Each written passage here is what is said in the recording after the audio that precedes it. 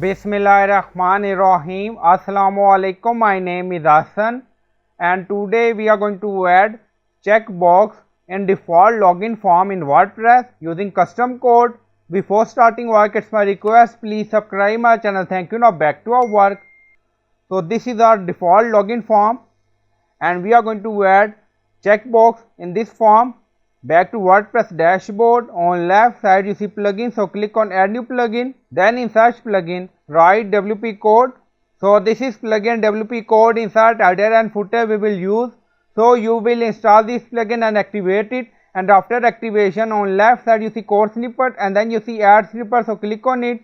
Then you see add your custom code, so again click on it. Now create custom snippet section open and then you can add title, then you see code preview, on right side you see code type, drop down select PHP snippet. Now we are going to paste code and you will find this code in video description or in comment section, and then in code you see input type checkbox and then you see ID and name attribute my underscore checkbox underscore field, and then you see styling, so you can add styling for this checkbox according to requirement, and then you see text I agree to terms and conditions, so you can add this text, and if you want you can add link, so it's up to you.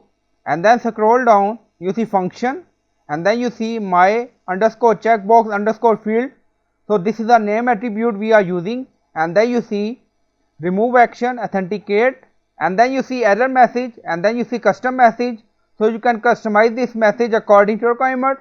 So this is our acceptance box, and then scroll down you see insert method auto insert location run everywhere, on top you see inactive now active, and then click on save snippet. Now snippet created and saved, go to form page, so this is our default login form. Now refresh the page and then you see checkbox I agree to the term and condition. Now we are going to fill this information, so we added username and password. First we don't check this option and then click on login. Now you see error, please agree to our term and condition, so again fill the form and then enable this option I agree and then click on login again. Now you see we are in profile page, so in this way you can authenticate or required checkbox in login form. So I hope you like this video, please like, comment, share, subscribe. Thank you for watching.